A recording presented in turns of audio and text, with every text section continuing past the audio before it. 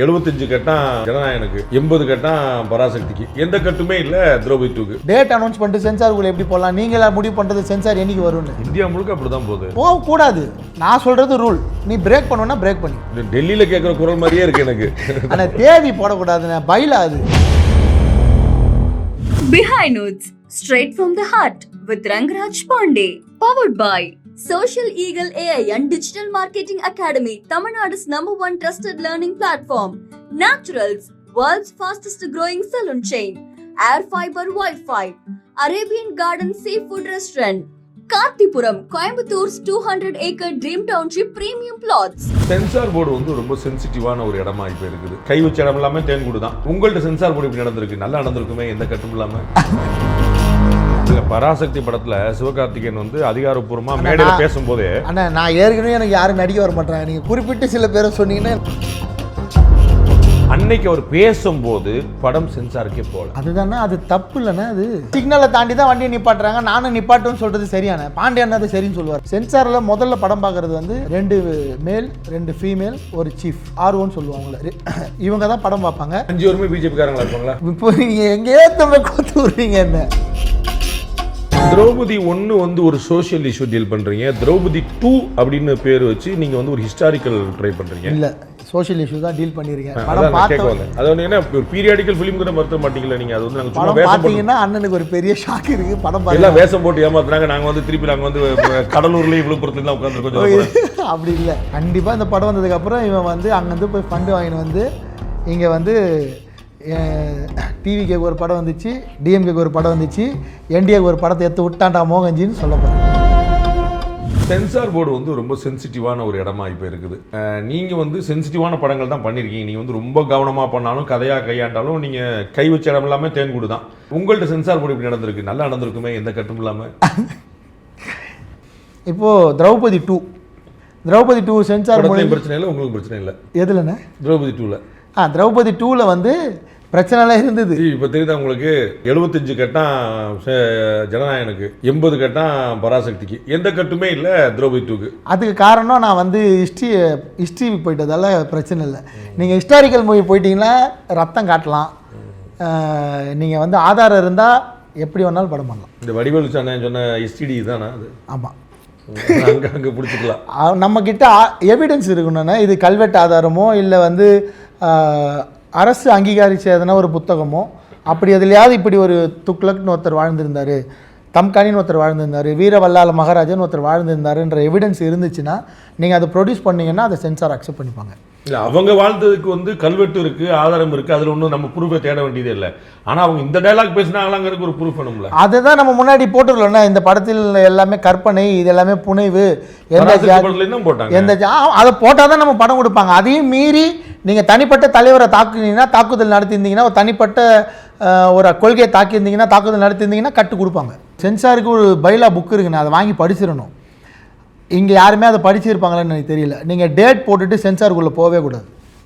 Date announce பண்ணிட்டு சென்சாருக்குள்ளே எப்படி போடலாம்? நீங்களா முடிவு பண்ணுறது சென்சார் என்னைக்கு வரும்னு. இந்தியா முழுக்க அப்படி தான் போகுது. போகக்கூடாது, நான் சொல்கிறது ரூல். நீ பிரேக் பண்ணணும்னா பிரேக் பண்ணி. இல்லை, பராசக்தி படத்தில் சிவகார்த்திகேயன் வந்து அதிகாரப்பூர்வமாக மேடையில் பேசும்போதே, அண்ணா நான் ஏற்கனவே எனக்கு யாரும் நடிக்க வர மாட்டாங்க, நீங்கள் குறிப்பிட்டு சில பேரை சொன்னீங்கன்னா என்ன சேர்க்கவே மாட்டாங்க. நான் சொல்ல வரது அவர் வந்து எங்கே மேற்கோள் காட்டுறேங்கிறத பாருங்கள். அவர் நாங்கள் வந்து என்னைக்கு ரிலீஸ் பண்ணுறோம் முடிவு பண்ணிட்டோம் அப்படின்னு ஆடியோ லான்ச்சில் பேசினார் பொங்கல் பற்றி. So he was talking about release date.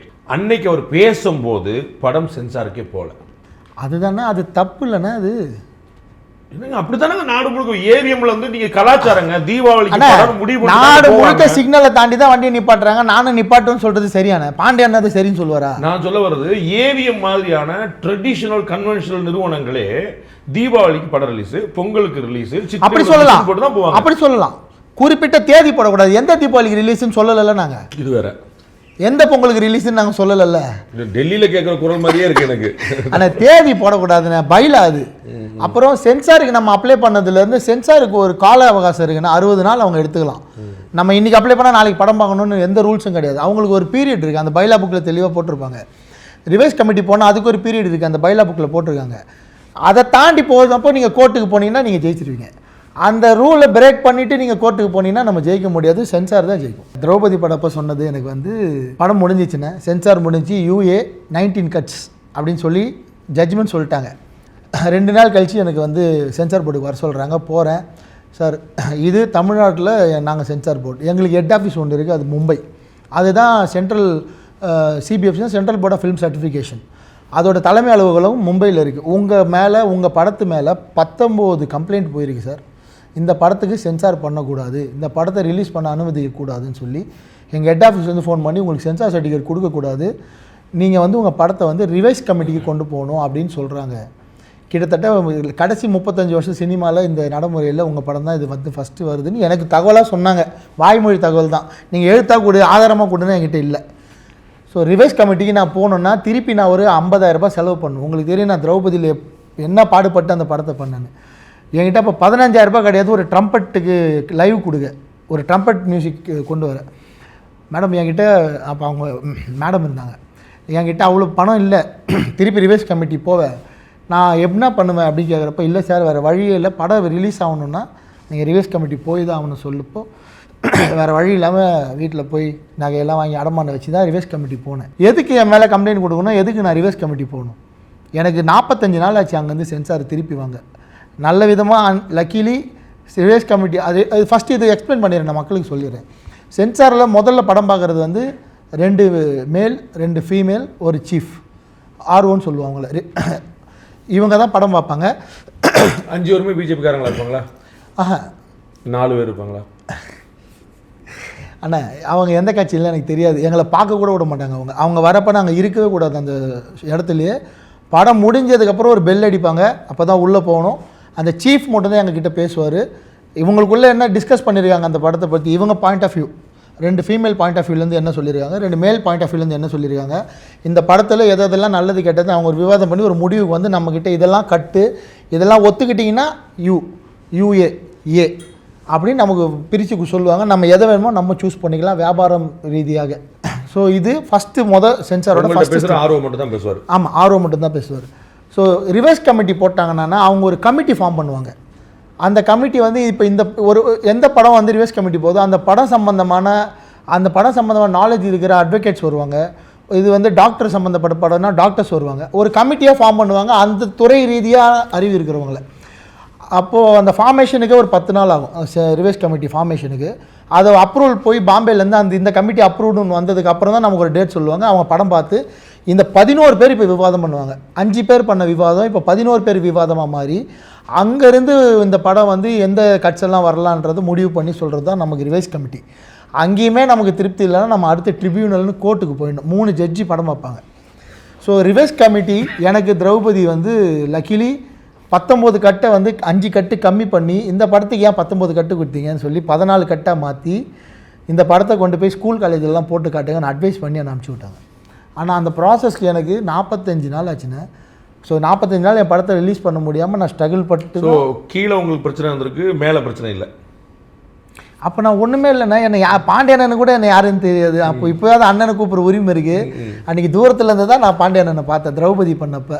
நான் சொல்கிறேன் எனக்கு வந்த பிரச்சனைகளை மட்டும். இப்போ நீங்கள் எங்கேயோ தம்பி கோத்து விட்றீங்க என்ன. 2வது ருத்ரதாண்டவம் சென்சார் முடிஞ்சு ஒரு அதிகபட்சம் டிஸ்கஷன் வந்து 10 நிமிஷம் நடக்கும். நம்ம வெளியே வெயிட் பண்ணோம். நம்மளை அப்போ தான் அந்த ரூம்குள்ளே கிட்டே சேர்ப்பாங்க, பெல் அடிப்பாங்க, நம்ம உள்ளே போகணும். ருத்ரதாண்டவம் சென்சார் முடிஞ்சு 4 மணி நேரமாக வெளியே உட்காந்துருக்கேன் கையை கட்டி. 4 மணி நேரம் டிஸ்கஷன் நடக்குது அந்த படத்துக்கு வந்து சென்சார் கொடுக்கலாமா வேணாமா. அப்புறம் கூப்பிட்டு அவங்க நிறைய டேட்டா கேட்டாங்க. நான் எல்லா டேட்டாவும் கொடுத்தேன். இப்படி ஒரு விஷயம் சொல்லியிருக்கேன், நீ மதம் மாறிட்டா ஜாதியை பயன்படுத்தக்கூடாதுன்னு.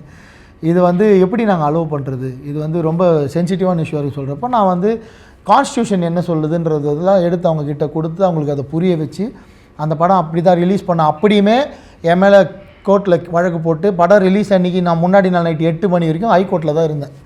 நைட் 8 மணிக்கு பால்வண்ணன் தான் என் கூட வந்து படத்துக்கு எந்த பிரச்சனை இல்லைன்னு சொன்னார்.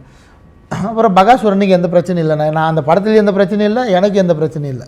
திரௌபதி 1 வந்து ஒரு சோஷியல் இஷ்யூ டீல் பண்ணுறீங்க, திரௌபதி 2 அப்படின்னு பேர் வச்சு நீங்கள் வந்து ஒரு ஹிஸ்டாரிக்கல் ட்ரை பண்ணுறீங்க. இல்லை, சோஷியல் இஷ்யூ தான் டீல் பண்ணியிருக்கேன். படம் பார்த்தவங்க அது வந்து என்ன ஒரு பீரியாடிக்கல் ஃபிலிம் கூட மறுத்த மாட்டீங்களா நீங்கள்? அது வந்து நாங்கள் படம் பார்த்தீங்கன்னா அண்ணனுக்கு ஒரு பெரிய ஷாக் இருக்குது. படம் பார்த்தீங்கன்னா வேஷம் போட்டு ஏமாத்துறாங்க, நாங்கள் வந்து திருப்பி நாங்கள் வந்து கடலூர்லேயும் விழுப்புரத்துலாம் உட்காந்து.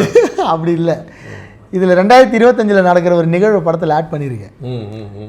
அது வந்து நான் மறைச்சி தான் வச்சுருக்கேன், ட்ரெய்லரில் காட்டல. அதில் ஒரு பெரிய சோஷியல் மேட்ரு பேசியிருக்கேன். அது ஒரு ஷாக்கராகவும் இருக்கும்.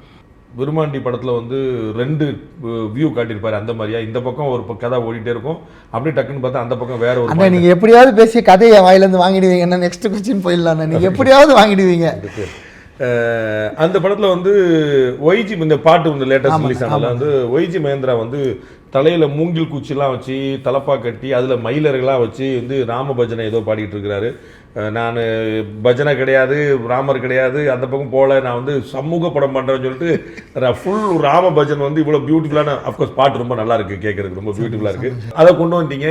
யார், என்ன கேரக்டர், வித்தியாசமான கெட்டப், என்ன கணக்கு? அண்ணா நான் எனக்குமே அவங்கள பற்றி டேட்டா எதுவும் தெரியாதுண்ணே. இப்போது ரீசெண்டாக என் படத்தில் வந்து சவுண்ட் எஃபெக்ட்ஸ் பண்ணுற ஒரு பேர் பிரவீன். அவர் வந்து ரஹ்மான் சார் கிட்ட, அவங்க ஃபேமிலியே ரஹ்மான், பாம்பே பாக்கியன்னு ஒரு சிங்கர் இறந்துருப்பார், ரீசெண்டாக இறந்தார். அவரோட தம்பி அவர் தான் என் படத்தில் சவுண்ட் டிசைன் பண்ணுறவர். சவுண்ட் டிசைனாக ரசூல் பூக்குட்டி சார் மாதிரி என் படத்துக்கு பிரவீன்.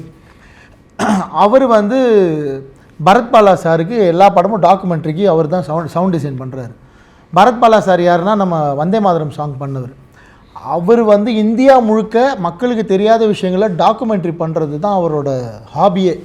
அவரோட யூடியூப் பேஜ் போய் பார்த்தீங்கன்னா அவ்வளோ தகவல்கள் இருக்கும். எதுவுமே நமக்கு இந்தியாவில் இப்படி ஒரு உலகம் இருக்கான்னு காட்டுவார். அப்படியான ஒரு டாக்குமெண்ட்ரிஸ் இருக்கும்.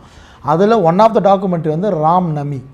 அதை பார்த்துட்டு இப்படி ஒரு உலகம் இந்தியாவுக்குள்ளே இருக்கான்னு அவங்கள பற்றி தேடி படிக்க ஆரம்பித்தேன்னா, அவங்க வந்து யாருன்னா தேர் ட்ரைப்ஸ், நம்ம ஊரில் இருக்க மாதிரி எஸ்டின்னு சொல்கிறோம்னா ஷெட்யூல் ட்ரைப்ஸ் மாதிரி. சத்தீஸ்கரில் அவங்க வந்து பழங்குடியினர். அவங்களுக்கு தெரிஞ்ச ஒரே கடவுள் ராமர். ராமரை தவிர வேறு யாரையுமே வணங்க மாட்டாங்க. ஏக இறைவன் நீங்கள் சொல்கிற பாஷையில் ஒருவனே தேவன் அவங்க ஒத்துக்கிட்டு இருக்காங்க.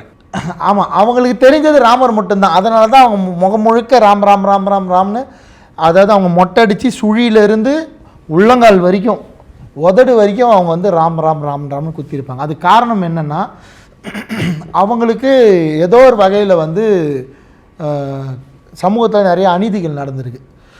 உங்களை வந்து வழிபாடுக்குள்ளே விட மாட்டோம் அப்படின்ற மாதிரி. அப்போ அவங்க வந்து நாங்கள் இந்த எங்கள் அம்மா கடவுள் மேலே இருக்க அன்பை எப்படி காட்டணுன்றதுக்காக அவங்க அப்படி பச்சை குத்தி அவங்க வாழ்ந்தவங்க. ராம ஜென்ம பூமி கோவிலை கட்டணுன்றதுக்காக போராடினவங்க, உண்ணாவிரதம் இருந்தவங்க, அது வரைக்கும் அந்த சட்டையே போடாமல் செருப்பே போடாமல் வாழ்ந்த வருங்க. சமீபத்தில் வந்து நான் அவங்கள படத்துக்குள்ளே கொண்டு வரணும்னு ஏன் நினச்சேன்னா, அது பேன் இண்டியாவாக படம் பண்ணணும்னு டிசைட் பண்ண ஒரு பேன் இண்டியா ஃப்ளேவர் படத்துக்குள்ளே வரணும். அதுக்கு நான் இந்த ராம் நமியோட அந்த கல்ச்சரை, அவங்களோட அந்த நீங்கள் சொன்னீங்களேன்னா அந்த மூங்கில், அது புதுசாக இருந்தது பார்க்க. அதை உள்ளே கொண்டு வரணும்னு நினச்சேன். கொண்டு வந்து ஷூட்டிங்லாம் பண்ணி முடிச்சிட்டோம். முடித்ததுக்கப்புறம் தான் பார்த்தா நம்ம பிரைம் மினிஸ்டர் வந்து அவங்கள கூப்பிட்டு மேடையில் அங்கீகாரம் பண்ணுறாரு. எனக்கு தெரிஞ்சிருச்சு மேட்ரு. அன்றைக்கே வந்து புரிஞ்சிச்சு எப்படியும் படம் ரிலீஸ் அப்போ இவன் வந்து எதுக்கு இதை எடுத்துன்னு வந்து வச்சான்னு சொல்ல போகிறாங்கன்னு. இப்படி தான் திரௌபதி படத்துலேயும் நடந்தது. இப்போ நான் என்ன கேட்குறேன், பிரைம் மினிஸ்டர் இப்படி பண்ணதுனால நீங்கள் இப்படி பண்ணீங்களா, நீங்கள் பண்ணதுக்கு அப்புறம் பிரைம் மினிஸ்டர் இப்போ ட்ரம்ப் திருப்பி ஒரு பிரைம் மினிஸ்டர் ஒரு சம்பவத்தை பண்ணி வச்சிட்டாரு. ஒரு படகை வந்து நம்ம இந்தியாவுக்கே பெருமைன்னு சொல்லி அந்த அதுக்கு பேர் கௌதன்யா ஷிப்புன்னு வச்சு, அது என்னென்னா நட்டு போல்ட் ஸ்க்ரூ எதுவுமே இல்லாமல் ஆதி காலத்தில் இப்போ நம்ம சோழர் பீரியடில் வந்து காற்றின் திசை இருந்து இந்த ஆமைகளை வச்சு பார்த்து எப்படி வந்து அப்படி ஒரு அது இந்தியா முழுக்க பயணம் பண்ணணும்னு சொல்லி ஆரம்பித்து வச்சாங்க. இப்போ என்னோட படத்தோட முதல் பார்வையை நீங்கள் நோட் பண்ணியிருந்தீங்கன்னா, நான் அந்த கண்ட பேரண்ட பறவைன்னு ஒன்று அதை காட்டியிருப்பேன். 2 தலை வச்சுட்டு ஈகிள் மாதிரி. அதுக்கு பேர் வந்து எல்லாம் ஈகிள்னு சொல்கிறாங்க. அது ஈகிள் இல்லை, கண்ட பேரண்ட பறவை. எல்லா தேட்டர்லையும் வச்சுருக்கேன். நான் அந்த சேர் கூட வச்சுருக்கேன், குழந்தைங்களுக்குலாம் தெரியட்டும்னு. இந்த கௌதன்யா ஷிப்பில் அவருக்கு வச்சிருக்க லோகோ வந்து கண்ட பேரண்டை சின்ன. இப்போ ராமநமிகளையும் அவர் ஸ்டேஜில் ஏற்றிட்டார். இப்போ படம் வந்ததுக்கப்புறம் இதெல்லாம் வைரலாக போகுது. இந்த போட்லேயும் கண்ட பேரண்டத்தோட சின்னத்தை வச்சுட்டாங்க. கண்டிப்பாக இந்த படம் வந்ததுக்கப்புறம் இவன் வந்து அங்கேருந்து போய் ஃபண்டு வாங்கின்னு வந்து இங்கே வந்து டிவிக்கு ஒரு படம் வந்துச்சு, டிஎம்கேக்கு ஒரு படம் வந்துச்சு, என்டிஏக்கு ஒரு படத்தை எடுத்து விட்டான்டா மோகன்ஜின்னு சொல்ல போகிறாங்க. இப்போ நான் முதல்ல கேட்ட கேள்வி நீங்கள் கடைசியில் நீங்களே கொண்டு வந்து சொல்ல போகிறாங்க தான் நானே சொல்லிட்டேனே. Behind Notes, straight from the heart with Rangraj Pandey.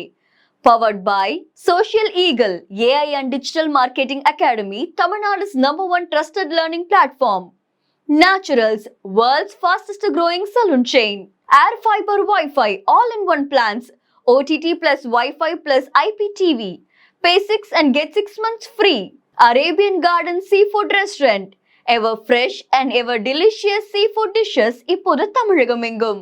Karthipuram, ready to construct premium villa plots and commercial villa plots with world-class infrastructure. Behind Notes, straight from the heart with Rangraj Pandey.